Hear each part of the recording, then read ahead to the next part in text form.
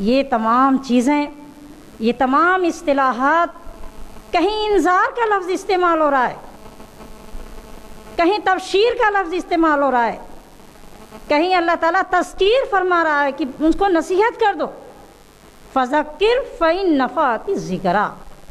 سورہ اعلیٰ آیت نمبر 9 میں اللہ تعالیٰ فرما رہا ہے اپنے رسول سے کہ ان کو نصیحت کرو اگر نصیحت نفع دے۔ کہیں حجت کا لفظ استعمال ہو رہا ہے کہ یعنی دلیل و براہین سے، دلائل سے ان کو قائل کر دو کہ ان کی نافرمانیوں کے لیے کوئی حجت باقی نہ رہ جائے، کوئی گنجائش باقی نہ رہ جائے اگر یہ حق کے راستے کی طرف نہیں آ رہے۔ ان تمام کا خلاصہ یہ ہوا کہ دعوت کا مفہوم یہ ہے کہ اللہ کے بندوں کو اللہ کا پیغام پہنچا دینا، اللہ کی بھٹکی ہوئی انسانیت کو صراط مستقیم کی طرف بلانا، ان تک جن تک یہ پیغام پہنچا نہیں ہے، اور ان لوگوں تک جنہوں نے اس پیغام کو تو حاصل کر لیا لیکن یا تو اس کو قبول نہیں کیا ہے یا اس پہ عمل پیرا نہیں ہے۔ اور صرف یہی نہیں، شہادت کا مطلب یہ اس پہ زبانی دعوے کے ساتھ ساتھ عمل کی شہادت ثبت کر دینا کہ اللہ کی طرف جانے کا، اللہ کی طرف بلانے کا کیا طریقہ ہے اور وہ راستہ کیا ہے جس پہ ہمیں چلنا ہے۔ ایک سوال ہم عورتوں کے ذہن میں یہ آتا ہے کہ دعوت دینا، اللہ کی طرف بلانے کی ذمہ داری، دعوت اسلام کی ذمہ داری صرف مردوں کی ہے، یہ عورتوں کی نہیں ہے۔ میری ماؤں اور بہنوں، اگر یہ تصور ہمارے ذہن میں ہے تو یہ سمجھ لیجئے کہ یہ ناقص تصور ہے۔ اللہ تعالیٰ کا ارشاد ہے کنتم خیر امۃ اخرجت للناس تأمرون بالمعروف وتنہون عن المنکر وتؤمنون باللہ۔ تم بہترین امت ہو جو لوگوں کے لیے برپا کی گئی ہے کہ لوگوں کو نیکی کا حکم دے اور برائیوں سے روکے۔ سوال یہ پیدا ہوتا ہے کہ کیا امت میں صرف مرد شامل ہیں؟ کیا عورتیں اس سے مستثنیٰ ہیں؟ یا یہ کہ امت میں دونوں ہیں؟ اگر دونوں ہیں تو ذمہ داری بھی دونوں کی ہے، مرد کی بھی ہے اور عورت کی بھی ہے۔ ابھی آپ کے سامنے جو تلاوت پیش کی گئی سورہ توبہ آیت نمبر 71 کہ والمومنون والمومنات بعضهم اولیاء بعض یامرون بالمعروف وینہون عن المنکر ویؤمنون باللہ۔ تو مومن مرد اور مومن عورتیں ایک دوسرے کے ہمدرد و غمگسار ہوتے ہیں، ایک دوسرے کے معاون و مددگار ہوتے ہیں، وہ نیکی کا حکم دیتے ہیں اور برائی سے روکتے ہیں، نماز ادا کرتے ہیں اور نماز کو قائم کرتے ہیں اور زکوٰۃ ادا کرتے ہیں۔ یہ سوچنے کا مقام ہے۔ بہت سے احکامات ہیں جن کو اللہ تعالیٰ نے یا ایھا الناس کہہ کے ختم کر دیا، اے لوگو، لیکن یہاں مومن مرد اور مومن عورتوں کا اللہ تعالیٰ بطور خاص الگ الگ ذکر کر رہا ہے۔ کو نیکی کا حکم دیتے ہیں اور برائی سے روکتے ہیں۔ اس سے واضح کیا ہوا کہ مومن عورتوں کو بھی ذمہ داری ہے امر بالمعروف کی، لوگوں کو بھلائی کی طرف بلانے کی، لوگوں کو برائی سے روکنے کی ذمہ داری یہ تنہا مردوں کی نہیں ہے، یہ ہم عورتوں کی بھی ہے۔ کوئی بھی نہیں ہے، یہ ہم عورتوں کی بھی ہے۔ کوئی بھی مسئلہ ہو، گھریلو کوئی ذمہ داری ہو، کسی اہم مسائل پہ ہمیں کوئی ڈسکشن کرنی ہو تو ہم اپنے گھر کے مردوں کے تعاون کے بغیر نہیں کر سکتے، یا مرد عورتوں کی رائے و مشورے اور تجاویز کے بغیر کوئی اہم فیصلے نہیں کرتے ہیں۔ یہ ہمارے گھروں کے مسائل ہوتے ہیں، گھروں کی ضروریات ہوتی ہیں۔ وہ ذمہ داری جو اللہ تعالیٰ کی طرف سے ہم پہ ڈالی گئی ہے، ان مسائل میں ہم یہ بات کیوں سمجھیں کہ اس کی ذمہ داری صرف مردوں کی ہے، عورتوں کی نہیں ہے؟ محترم خواتین، کہاں سے بڑھ کے پہنچا ہے کہاں تک علم و فن ساقی، مگر آسودہ انسان کا نہ تن ساقی نہ من ساقی۔ ہم دیکھتے ہیں کہ ہم اپنے بچوں کی تعلیم کے لیے، دوسرے مسائل کے لیے ہم سوچتے ہیں کہ ہماری دوڑ بہت آگے ہونی چاہیے، لیکن ہمارے معاشرے میں کیا ہو رہا ہے، ہمارے گھروں میں کیا ہو رہا ہے، ہمارے قبیلے اور خاندان میں کیا ہو رہا ہے، برائیاں کس انداز سے انداز ہو رہی ہیں، ہمارے اندر چلی آ رہی ہیں، ہمیں اس کا شعور نہیں ہو رہا۔ اور اگر ہم شعور ہوتا بھی ہے تو خود غرضی کی جو وبا پھیلی ہوئی ہے، جو ہمارے اندر ایک جرثومہ داخل ہے کہ سب اپنا اپنا دیکھیں، اس دور کا یہ المیہ ہے کہ ہمارے اندر سے انسانیت کا جو سچا درد ہونا چاہیے تھا وہ ختم ہو چکا ہے۔ یہ درد ہمیں اپنے اندر لوٹانا ہے، اور ظلم و بربریت کا جو ننگا ناچ اس دور میں ہو رہا ہے، جو انسانیت سسک رہی ہے، جو برائیاں کوچے گلی روزن روشن دان کسی چیز کو نہیں چھوڑے ہوئے، میری ماں اور بہنوں، ہمیں سمجھنا ہے کہ وہ کہاں سے آ رہی ہیں، اور دعوت الی الخیر کی ذمہ داری کو سمجھتے ہوئے اپنی اس تحریک، اپنی اس بات کو عام کر دینا ہے کہ بھلائی کی طرف بلانے کی ذمہ داری، اسلام کی طرف بلانے کی ذمہ داری ہم عورتوں کی بھی ہے، اور ہم اس میدان میں ڈٹ جائیں گے، ہم اس کے لیے کھڑے ہو جائیں گے، ہم اس کے لیے کمر بستہ ہو جائیں گے، ہم خود جاگیں گے، اپنے گھر کے مردوں کو جگائیں گے۔ ان کی ذمہ داری ہے، اگر ان کے عقل پہ پردہ ہے تو ہم اس پردے کو چاک کرنے والے ہوں گے، یہ سمجھنا ہوگا ہر عورت کو۔ میری ماؤں اور بہنوں،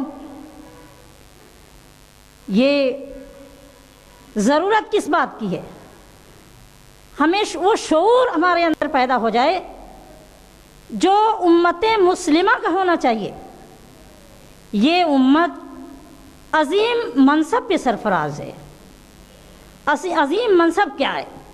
اللہ تعالیٰ نے اس امت کو کس لیے بنایا ہے؟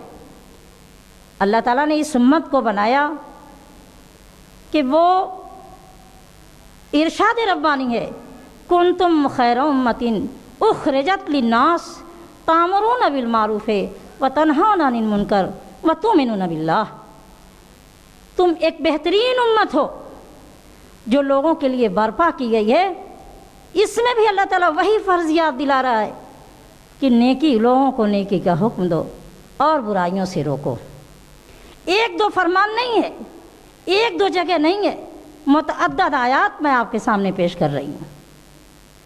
سوال یہ پیدا ہوتا ہے کہ یہ بہترین امت جو برپا کی گئی، اس کا منصب یہ ہے، اس کا مقصد یہ ہے، اس کے وجود ملانے کی غرض و غایت یہی ہے، تو وہ کہاں کھو گئی؟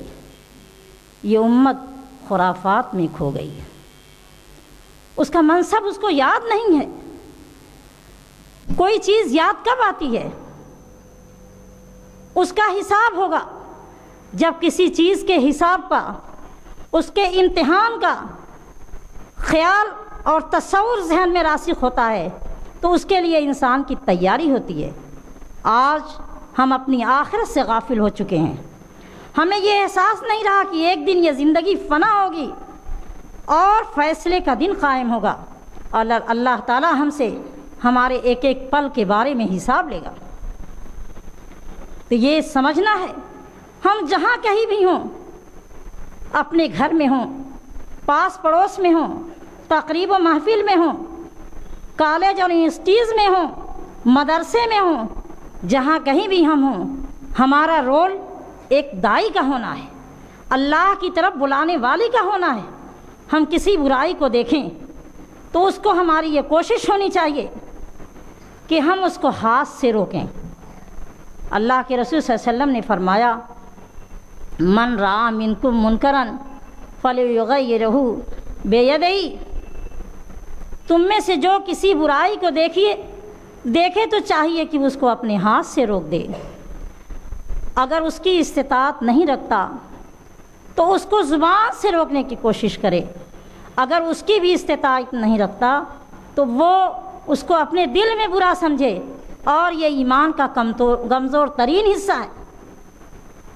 अब ये देखना है, हमें इस हदीस की रोशनी में अपना जायज़ा लेना है कि क्या हम अपने अंदर ये ताकत, ये क़ुव्वत, ये सलाहियत, ये जुरअत हक़ पाते हैं कि हम किसी बुराई को देखें तो उसको अपने हाथ से रोकने की कोशिश करें। अगर नहीं है तो क्या उसके दूसरे दर्जे का जो ईमान है वो हमारे अंदर है कि हम उसको अपनी ज़बान से बुरा कह सकें? क्या अगर दूसरे दर्जे का ईमान नहीं है तो क्या थर्ड क्लास का ईमान है कि उसको अपने दिल में बुरा समझें? ये तो अज़फ़ ईमान है, ईमान का कमज़ोर तरीन हिस्सा है।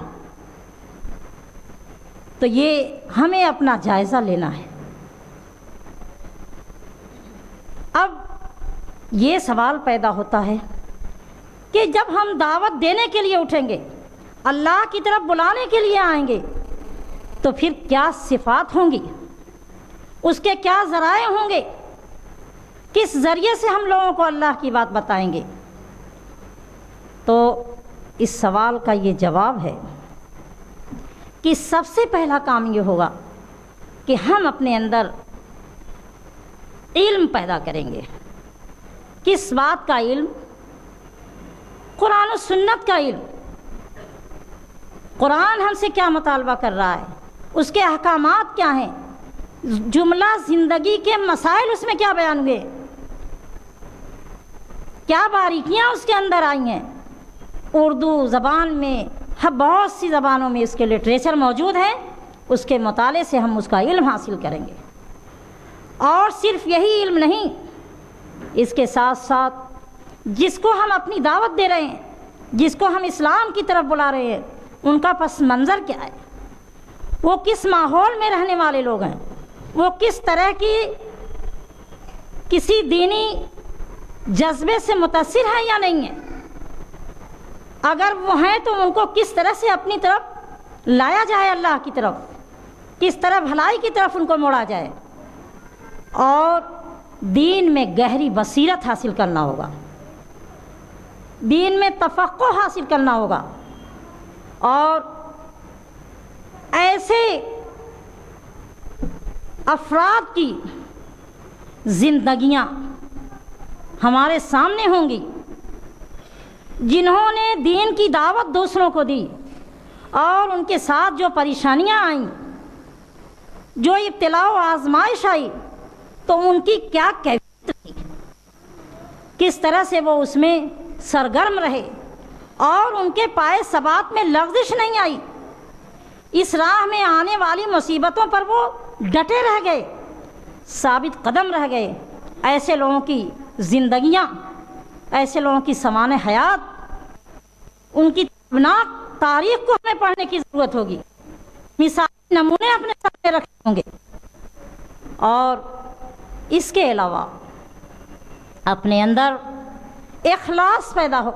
सबसे पहले ईमान की कैफियत, ईकान के साथ पहले ईमान की कैफियत ईकान के साथ होगी, यानी मुकम्मल यकीन हमारा हो कि हमारा एक रब है जिसने हमें इस दुनिया में वजूद बख्शा है। वो हमसे हमारी ज़िंदगी के बारे में हिसाब लेगा, हमसे हमारी अहलो अयाल के बारे में हिसाब लेगा, हमारे मातहत लोगों के बारे में हिसाब लेगा, हमारे गिरदो पेश के बारे में हिसाब लेगा। ये ईमान और यकीन हो, और उसके जब हमारा ये ईमान हो जाए कि हमारा अल्लाह एक है, ला इलाहा इल्लल्लाह, हम अल्लाह के सिवा कोई माबूद नहीं, मोहम्मद अल्लाह के रसूल है, मोहम्मद सल्लल्लाहु अलैहि वसल्लम अल्लाह के रसूल हैं, तो ये ईमान और यकीन की कैफियत पैदा हो जाए, जिसके लिए कुरान करीम का इरशाद है, ला इकराह फिद्दीन कद तबय्यन रुश्द मिनल